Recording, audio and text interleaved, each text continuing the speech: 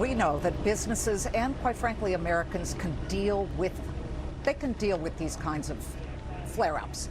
What is more difficult is the uncertainty. So do you expect that this new situation where the president said the ceasefire is done and there were 2 nights of attacks, that this may be a longer, prolonged situation?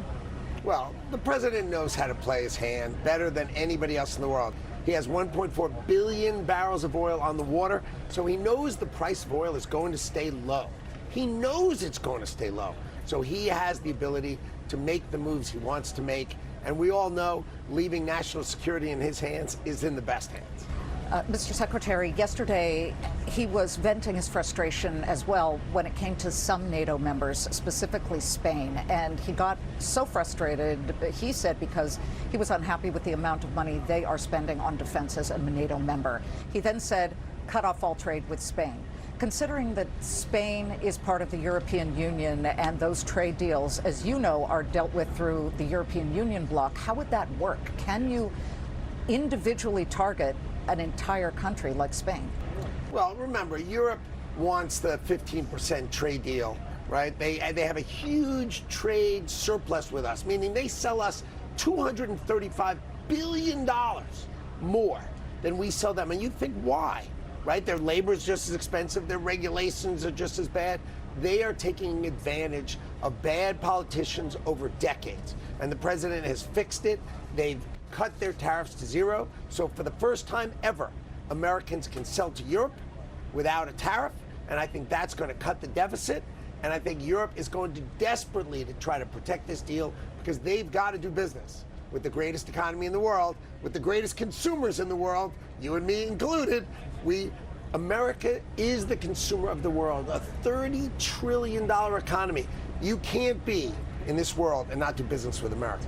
Speaking of executing, you have been very much a part since the president was elected in bringing jobs back to America. Here we are at Micron, which will be the biggest fab plant ever built on United States land. Through the prism of jobs, what should the American people think about this? So Micron, which builds memory. So you remember when you have a chip, there's a logic and there's memory, right? So we need to build both in America. So they're building it in Texas and they're building it in Arizona. They're building logic. And now Micron is building here in New York and in Boise, Idaho, hundreds of billions of dollars in memory. You haven't seen a factory. We call it a mega fab, but let's be clear. This is a factory. This is a factory that's going to produce memory chips in central New York, which hasn't had anybody building anything in decades. Bad politicians turned around and let these companies leave. The Carrier Dome isn't here anymore. At right? Syracuse University. And now you've got Micron pouring it in, right? This, just one megafab is going to be a mile long, and there's going to be 4 of them. Tens of thousands of jobs. Micron is going to do 100,000 jobs. Then you've got company after company investing hundreds of billions of dollars in America, which leads to President Trump's $19 trillion. That is going to be millions of jobs, 5 million trade jobs coming to America. And this is a great example. I mean, look behind us. Look how much dirt there is and trucks there are. I mean, you can imagine how many tradespeople are going to come right here and work their tails off to build a great factory for small America. American businesses. I think, as you say, look at this, and it's a great success. It's also, and everybody should be proud of this, I would imagine, a bipartisan success, because it really kind of began the initial meetings with Micron under a Democratic governor, Kathy Hochul.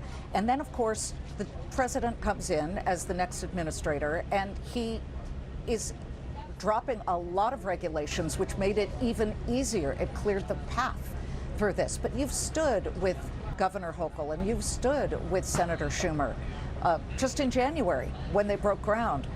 This is something Americans like to see. How many more of these blue state, red administration type of deals do you see, and what have you learned from this one? So the CHIPS Act, right? When I walked in as Commerce Secretary, the CHIPS Act was a nice down payment. $50 billion set aside of taxpayer money, and they were giving companies 20%.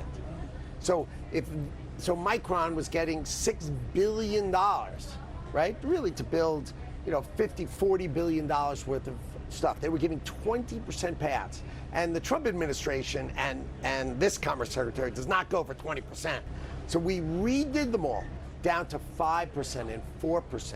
And now, like Micron is getting $6 billion and building $250 billion. So less than 3%.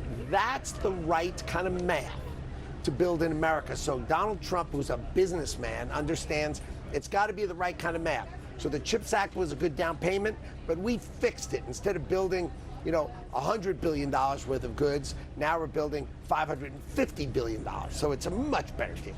Because you had described some of the CHIPS Act grants as overly generous, and so clearly you've just articulated that had something to do with the math that you saw with Micron. What about with Intel, in which the administration and the government's taken a 10% stake now? So think about it. I walk in to the Commerce Department, and the CHIPS Act had given, G-I-V-E-N, like shareholder Christmas, Intel, $10 billion, right? And Intel was not a builder, right? They were struggling. They were having difficulty.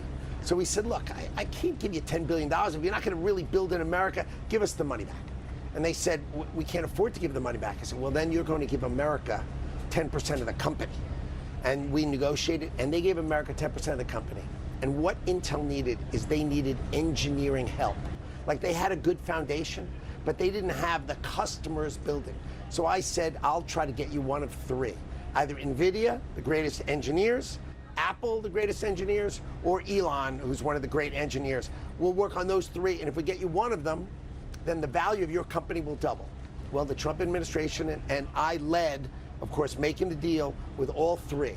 And that's why Intel is now up 6 times. And the American taxpayers, instead of giving Intel $10 billion, the American taxpayers have $60 billion. That's a huge swing.